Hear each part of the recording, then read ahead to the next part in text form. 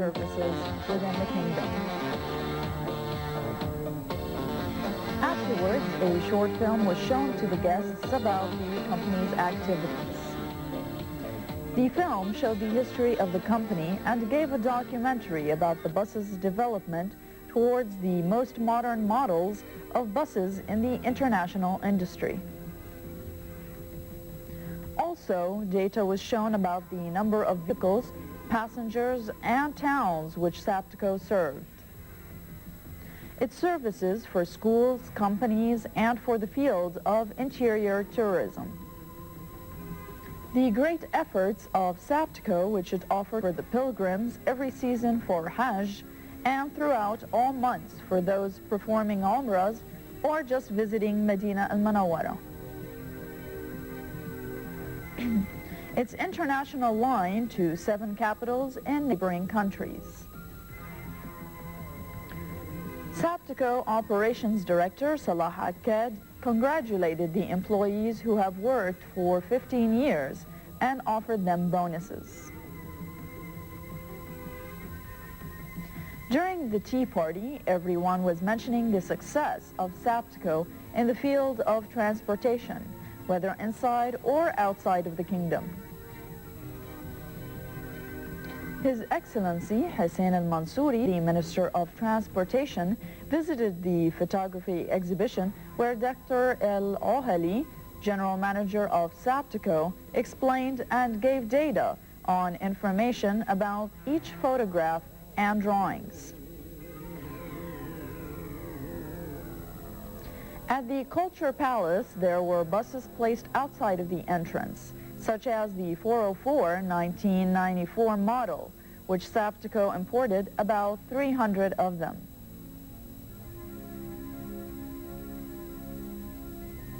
Dr. Abdulaziz El-Ohali, General Manager of Saptico, talked to the InFocus camera. Bismillah ar-Rahman ar-Rahim. Today we have celebrated the extension of the government concession for Saptico, the Saudi Public Transport Company, to operate the local service and intercity service in Saudi Arabia.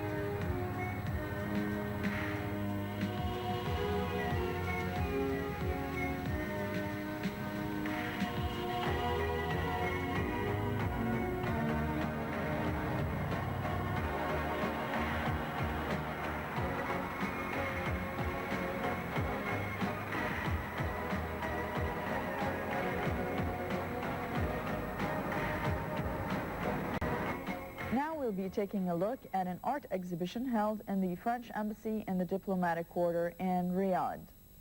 It was a photography exhibition concerning the kingdom. The InFocus camera recorded this information regarding the photos, which first started by an introduction given by Mr. Antoine Sylvain, the first secretary to the French Embassy. Good evening, ladies and gentlemen.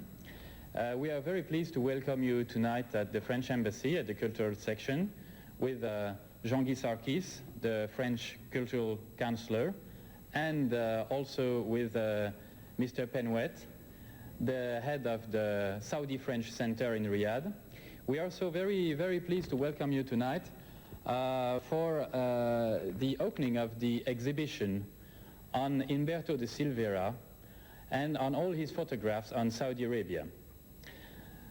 Umberto de Silveira is a Brazilian photographer, very well known in the kingdom. He was invited on 1986 for the exhibition of the Unity of Islamic Art at the King Faisal Foundation in Riyadh. He also had a marvelous exhibition of photographs in Paris in the Institute of the Arabic World. And since that day, he introduces a lot of pictures and very beautiful photographs on Saudi Arabia.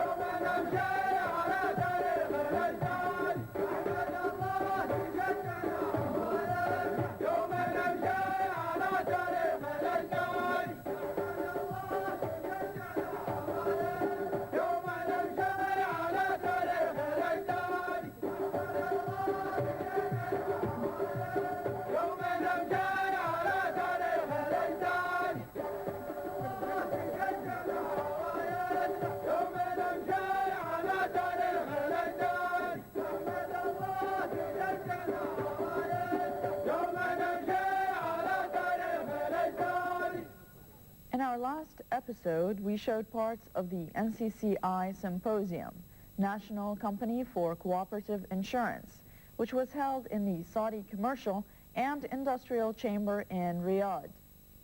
It concentrated on petroleum oil.